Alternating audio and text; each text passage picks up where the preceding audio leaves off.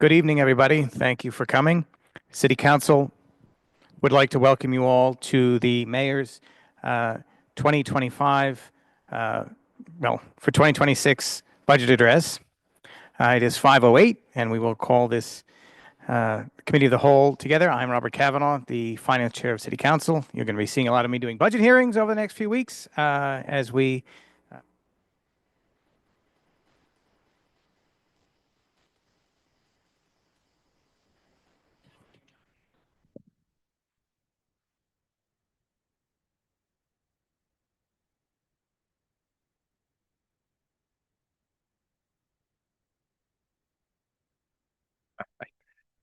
I got one on the wireless. Oh. All good.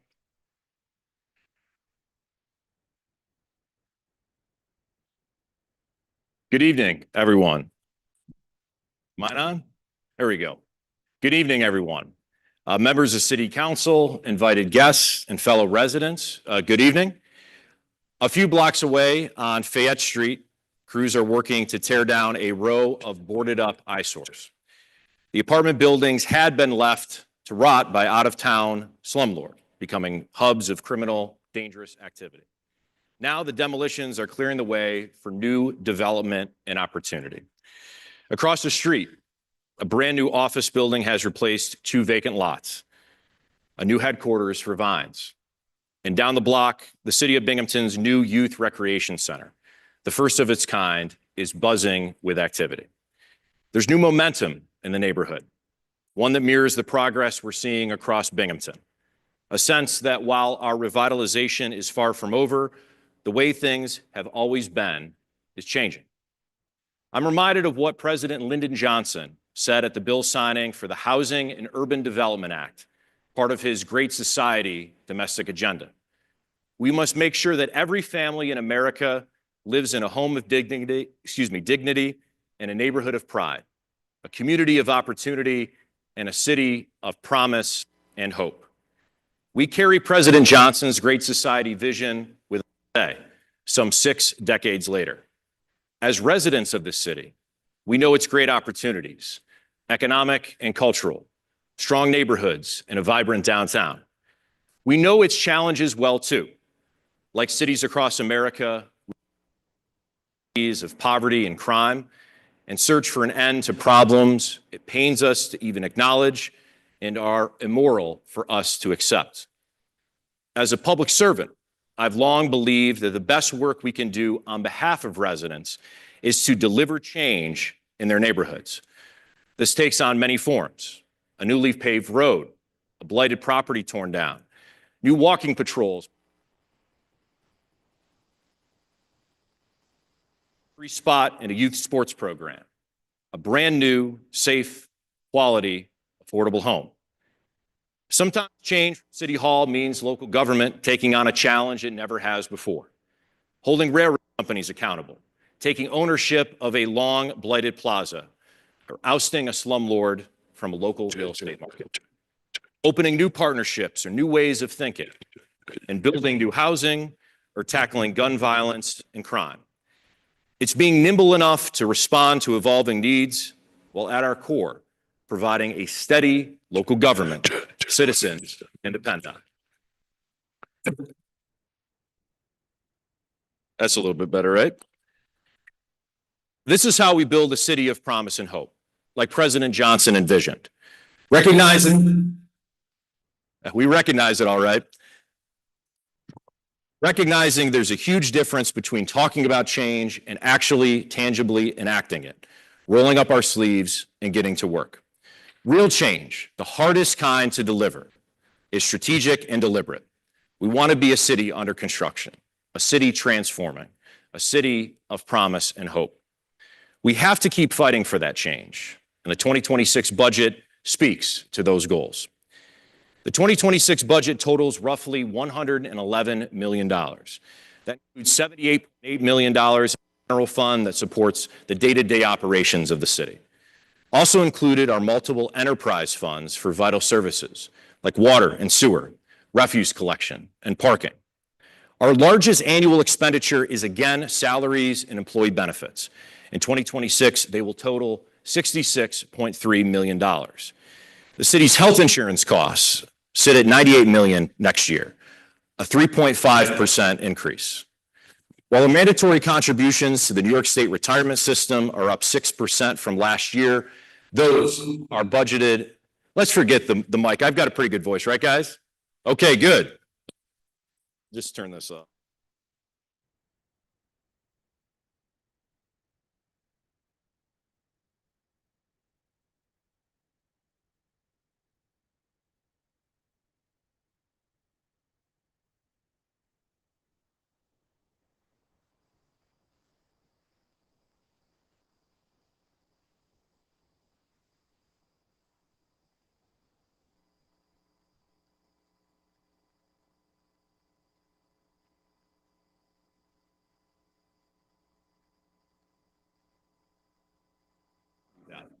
It's the largest annual increase to our tax base in 15 years. As mayor, my administration has more than doubled the city's fund balance or reserves to 14 million. These key factors, plus solid fiscal management, have the city in a strong fiscal position. A thanks to our finance team led by Controller Chuck Robinson and Deputy Controller Rachel Perkins. And now for some of the really good news. At a time when costs are rising for every resident and affordability is top of mind, we're decreasing property taxes in 2026. The homestead tax rate will have a slight decrease of 0.1%. The non-homestead property tax rate will decrease by 1.7%. And under our 2026 budget, residents will see no increases in their water rates, their sewer rates, or refuse fees. Compare the city of Binghamton to surrounding municipalities or school districts, where boards and councils and mayors are always up against the tax cap or approaching fiscal stress. That is not the case here. This budget is a culmination of multiple years of financial decisions that are now paying off. Tough decisions years ago for strong budgets today. We're able to provide tax relief to residents while constantly improving the level of services residents have come to expect and deserve. Now, let's talk about those services. Every single resident deserves to feel safe in the neighborhoods where they live, where they work, where they go to school. It's the single most important promise local government must fulfill. Next year, the Binghamton Police Department will have a $16.1 million budget to support personnel in 21st century policing, operations that help keep neighborhoods safe. These investments will continue the progress we've made in building back police ranks. A few years ago, the police department had more than 30 vacant positions. It's hard to quantify the strain that puts on a police force and its implications for public safety. Being that understaffed means officers spend their shifts running from call to call, with no time for proactive community policing and crime prevention efforts, the type of police work proven to make neighborhoods safe. Binghamton wasn't facing this challenge alone. Law enforcement agencies across the country were rapidly losing veteran officers to early retirements and career changes and struggling to recruit. We need to change course. I began to work with the police union on a plan of action. We increased salaries for our police officers to make them more competitive, adopted a citywide paid parental leave policy, and put in the most progressive municipal parental leave policy you will find in our region, expanded recruitment efforts, and modernized outdated rules to retain more officers. We've upgraded our patrol vehicles with 5 new patrol cars budgeted in 2026 and invested in cutting-edge technology to help our officers solve and prevent crimes. And from day one, I took very seriously my role as Commissioner of Public Safety and my opportunity as mayor to send a clear message. Nothing is more important than public safety, and our first responders will have the support and resources they need to do their jobs. This weekend, more than 120 applicants will take the civil service exam to become police officers in the city of Binghamton. That's more than triple the number of applicants who took the test 5 years ago. Our work is paying off. The Binghamton Police Department is on track for full staffing at the end of 2026 for the first time in nearly 2 decades. A major win for the police department and an even bigger win for our neighborhoods. The progress has allowed us to expand community policing efforts, bringing regular foot and bike patrols to downtown Binghamton and neighborhoods all across the city. This year alone, Binghamton police officers have spent hundreds of hours walking the beat, or riding bikes throughout neighborhoods, logging positive interactions with residents and business owners. Violent crime is down 30% since I took office. Index crime is at its lowest levels on record, according to FBI statistics. But there's not a neighborhood in Binghamton that doesn't want more resources for public safety. One of those areas is mental health response. BPD is a statewide leader in mental health crisis intervention. Our partnerships on mobile crisis response, bringing licensed mental health professionals to the scene of police calls, has helped countless residents. For some time, though, we've been advocating for a new vision for mental health crisis response in our community, better coordinated through 911 dispatch with increased resources and staff. With an RFP out right now, Broome County Mental Health is doubling the funding for this program and working side by side with law enforcement, including the Binghamton Police Department, to make the needed reforms for better results. Knowing that needs in Binghamton are high, the city will allocate $100,000 in our 2026 budget to provide flexible funding support as this new vision gets implemented. Things like vehicles, gear, training, and upstart support. To accomplish these goals, reimagining public safety, we don't have to divert resources from police officers. These modern strategies often require more resources, not less. Rather, we must continue a strong partnership with local law enforcement agencies, mental health providers, county leadership, and emergency services dispatch. Improving public safety happens on the streets, but it also happens in the courtroom. In the 2026 budget, a new city attorney position will support the police department and the fire department. Dedicated to navigating the legal side of public safety issues, this attorney will handle lockdown cases, coordinate with the fire marshal's office on vacant and condemned properties, and ensure our police officers stay on the cutting edge of constitutional policing and best practices. The position will also work side by side with neighborhood groups to build stronger cases against problem property owners or those involved in criminal activity to keep residents informed. The 2026 budget builds on our progress in recent years and delivers continued investments to make our city safer. For the Binghamton Fire Department, which responds to nearly 11,000 calls for service every year, the department's budget in 2026 will be $12.3 million.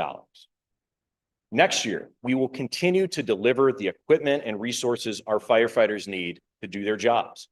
We will replace an outdated fire truck used by Station 2 on the west side, a $1.9 million investment. We'll purchase new hazmat and utility trucks that respond to unique and challenging public safety incidents.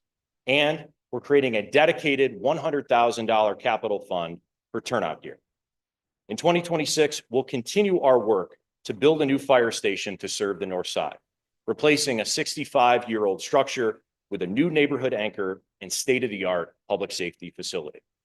Architects and public safety data experts are analyzing response times and facility needs right now so they can site and design a station. And I'm also working very closely with Congressman Josh Riley to identify and secure federal grant funds so we can move this new fire station from the design phase to the construction phase without burdening local taxpayers. To Chief Gardner, to Captain Holleran, who are here, and all members of the Binghamton Fire Department, our community continues to stand with you, and this administration will continue to support you in the life-saving work you do. Thank you so much.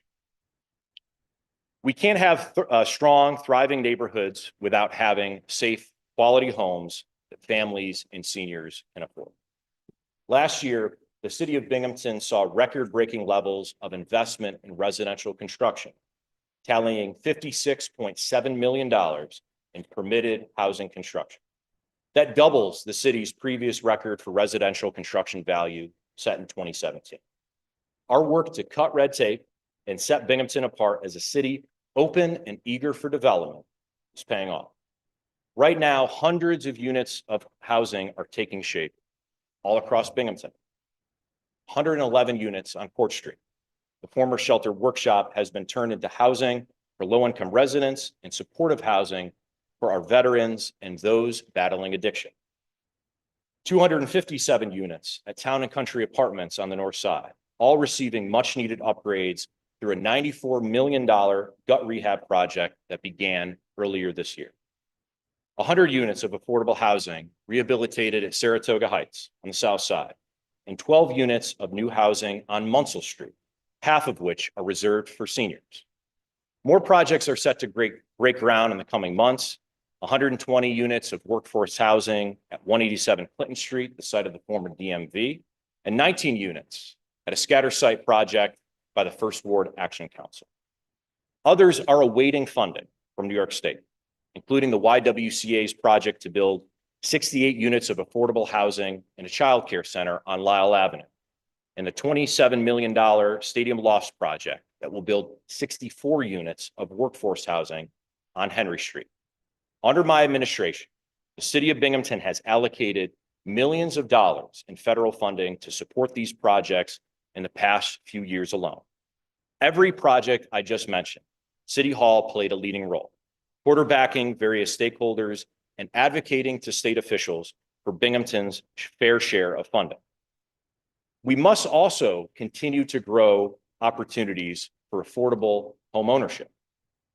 Next year, we'll continue our partnership with the Broome County Land Bank, who's represented here today, to rehabilitate vacant homes for income qualified buyers. Last week, I joined the Land Bank on McNamara Ave on the south side. Through our partnership, one of the worst properties in that neighborhood was diverted from a foreclosure auction, has been renovated, and is now up for sale. Perfect spot for a first-time home buyer. 2 other Land Bank homes are under contract in just a matter of days. It's part of an award-winning $2 million program, an investment we made in the Land Bank's Affordable Homes Program, delivering life-changing opportunities at home ownership for Binghamton families. Each sale puts money back into the program to support future rehabilitations. And a new state program called Block by Block is making funding available to build 1 and 2 family homes on vacant lots that are owned by the city. The city is already partnering to make 4 vacant lots available as part of our first redevelopment, with single family homes proposed.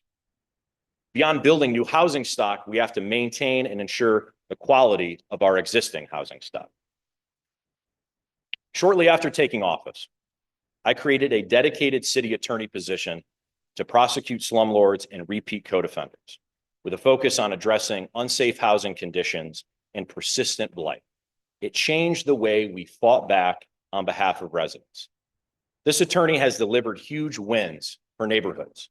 Under this new approach, the city has prosecuted code cases in both city court and Supreme Court, and even arrested out-of-town landlords to enforce court warrants, as well as compliance from property owners and fines. In 2026, we're funding a second code prosecutor and funding a new paralegal position. This will greatly improve the speed and impact of the city's code enforcement cases and bring slumlords to justice. When problem properties become dangerous eyesores too far gone to fix, the city has to take aggressive steps to clean up the blight. Next year's budget includes $300,000 to expand our efforts to fight blight in every part of our city, including through demolition of tax foreclosed properties. Thank you, Terry. Next year's budget includes $300,000, as I mentioned, to fight blight in every part of the city. And these properties, in many cases, have been in legal limbo for some time, waiting on the county to foreclose on. Nowhere in the city will change be more apparent than on Clinton Street in the first floor. The city secured $10 million in state downtown revitalization initiative funding to support new projects. 55 project proposals totaling nearly $119 million poured in, responding to our public call for projects. These proposals include building new housing on vacant land, rehabilitating vacant and historic buildings, improving existing small businesses creating community spaces, youth programming opportunities, and new public art. The city, for our part, will focus on public infrastructure improvements. $6.1 million to rebuild the Clinton Street streetscape, new lighting, landscaping, and leveraging state grant dollars and private investment to reimagine this commercial business district. We'll also focus economic development efforts on the south side too. $50,000 earmarked for a revitalization study and action plan for the Conklin Ave corridor. And on the north side, we'll continue work to redevelop one of the worst eyesores in our community, cleaning up the Binghamton Plaza and making it a shovel-ready site, fresh for opportunity. These revitalized commercial districts deserve the best in city services. In the 2026 Public Works budget, we're adding an additional position for litter and maintenance to support Clinton Street and Main Street, like we already have working successfully in downtown Binghamton. The 2026 budget also calls for investments in snow plows, new garbage truck, and street sweeper, so public works crews can continue to work efficiently to clean up our city from snow and trash. Our neighborhoods deserve other quality of life improvements as well. The city's first youth recreation center hosted its first full season of programming this year.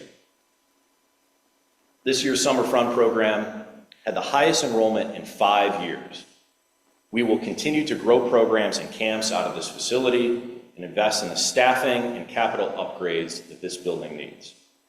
In 2026, we'll also explore a new recreation amenity for the First Ward, a splash pad.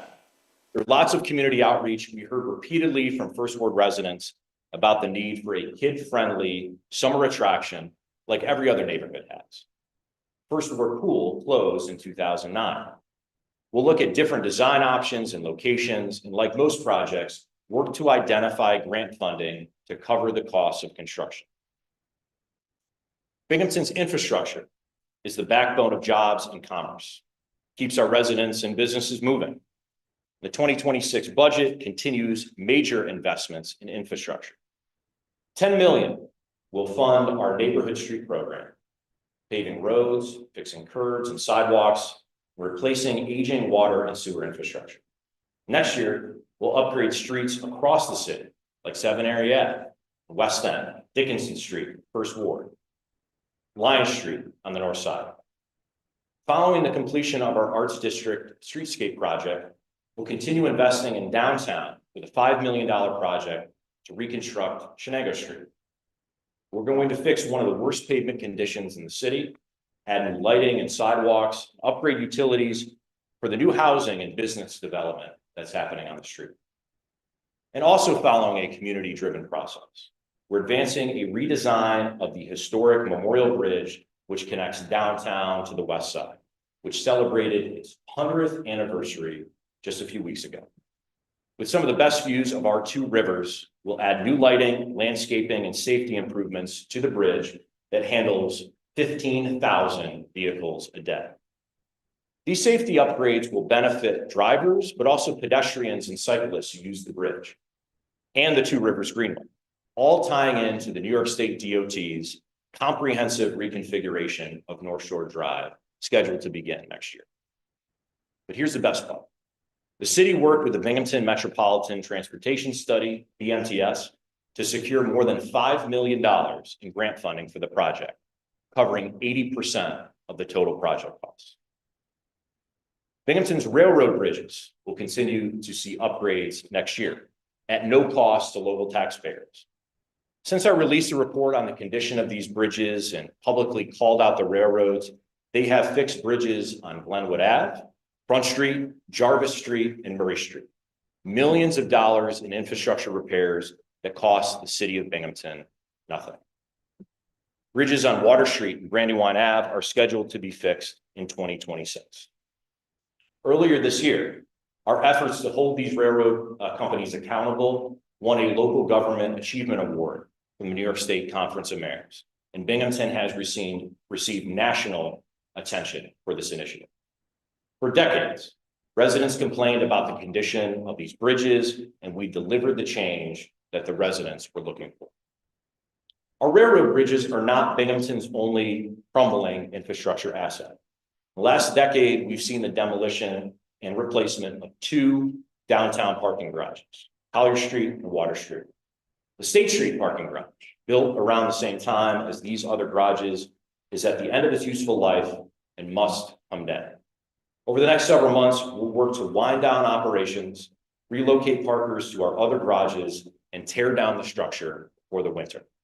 In the short term, a surface parking lot next year will replace many of the spots.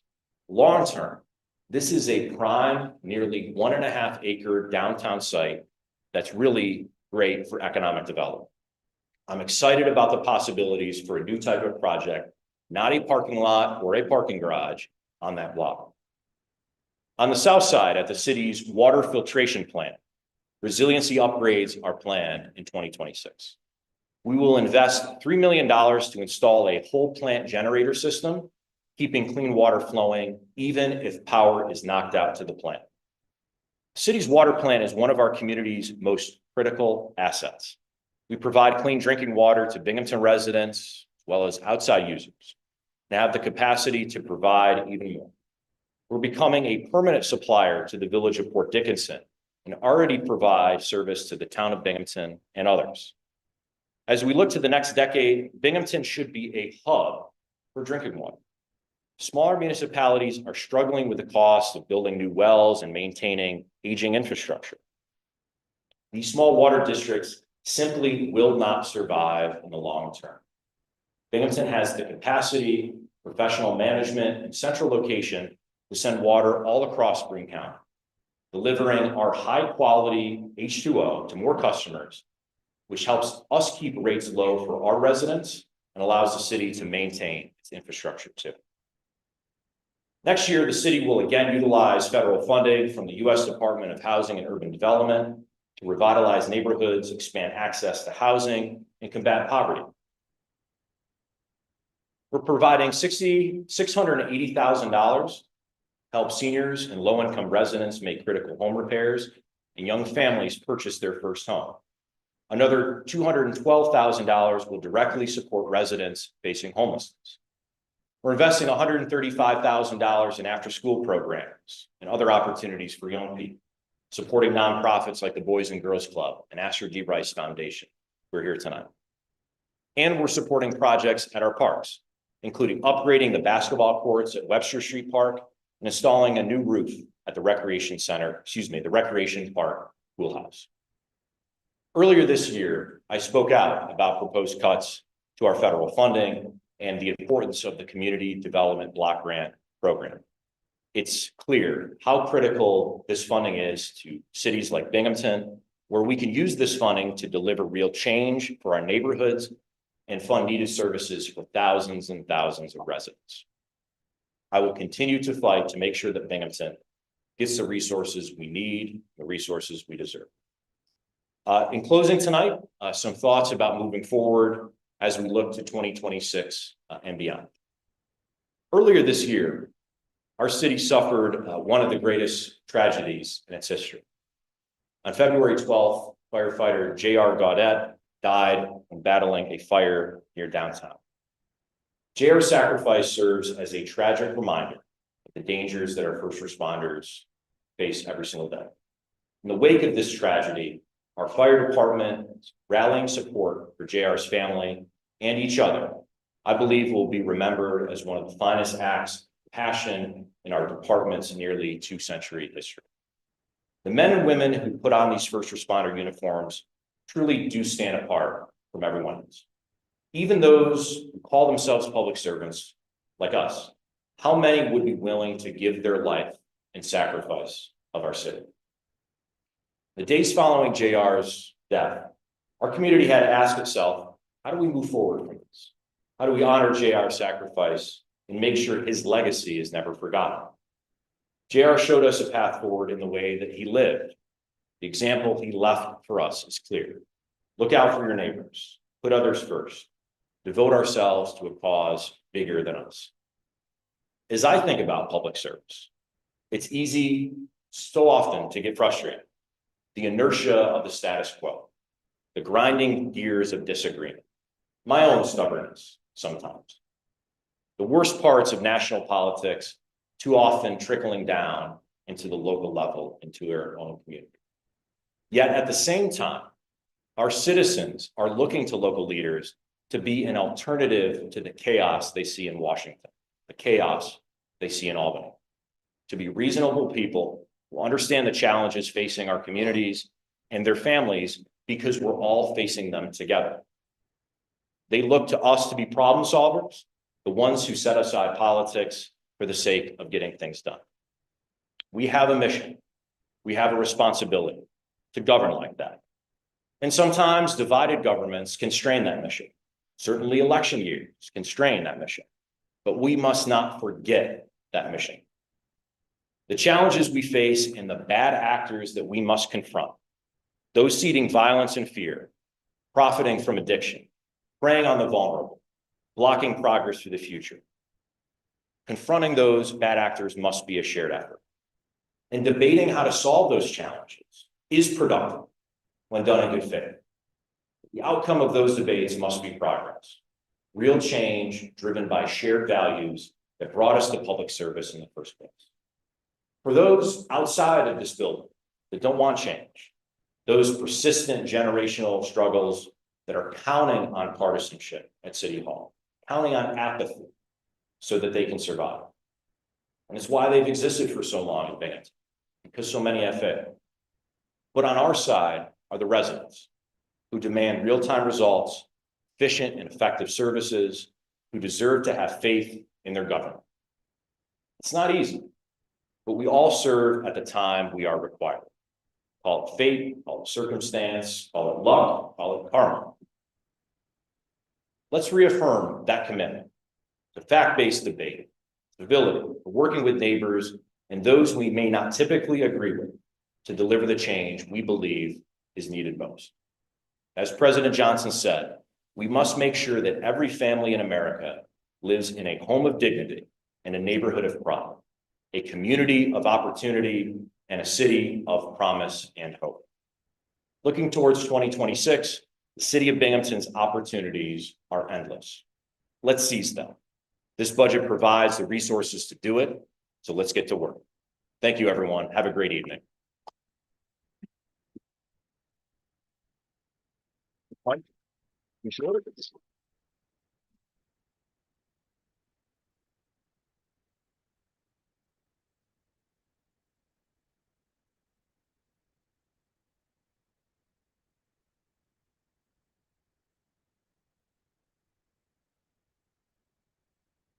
you very much, everyone, for coming. Thank you, Mr. Mayor, for your address, and everyone have a lovely evening, because I don't think we have punch cookies.